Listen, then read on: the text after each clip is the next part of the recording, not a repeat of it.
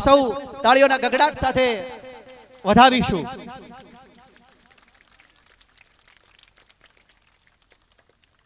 93% સાથે શાળાની અંદર ભવિષ્ય માટે તૈયાર અમને આભાર વ્યક્ત કરીએ છીએ ગુરુઓને અમને જેમણે કર્યા અમને તૈયાર ભવિષ્ય માટે।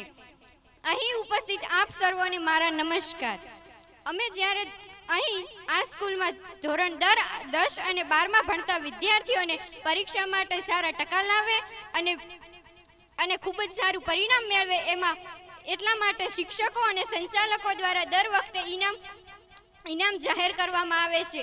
અમે પણ જ્યારે 10મા ધોરણમાં આવ્યા ત્યારે અમારા ગણિતના શિક્ષક કમલેશભાઈ દ્વારા જે વિદ્યાર્થી 100 માંથી 100 ગુણ મેળવે તેમને 2500 રૂપિયાના ઇનામ આપી પ્રોત્સાહિત કરવામાં આવશે એવી જાહેરાત કરવામાં આવી હતી।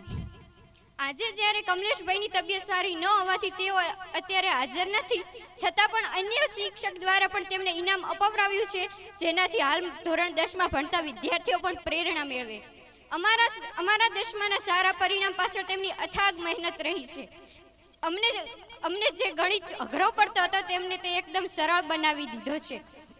તેમને ધોરણ 10માં ભલે દિવસના 5 થી 6 લેક્ચર આપવામાં આવતા હતા, છતાં પણ તેઓ હસતા મોઢે અમને ભણાવતા હતા।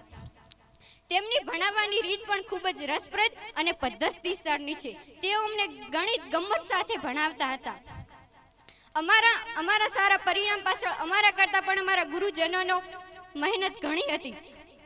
અત્યારે પણ જે ધોરણ 10 અને 12માં વિદ્યાર્થીઓ ભણે છે એ પણ ખૂબ જ સારું પરિણામ મેળવે અને ગણિત જેવા વિષયોમાં 100 માંથી 100 ગુણ મેળવે એવી શુભેચ્છાઓ। હમણાં થોડા દિવસથી કમલેશભાઈની તબિયત ખૂબ જ ખરાબ છે, તેઓ ખૂબ જ બીમાર છે, તો આપણે સૌ ભગવાનને એવી પ્રાર્થના કરીએ કે તેઓ તરત સાજા થઈ જાય અને આપણી સાથે શિક્ષણ કાર્યમાં જોડાઈ જાય। જય હિન્દ, જય ભારત, અસ્તુ।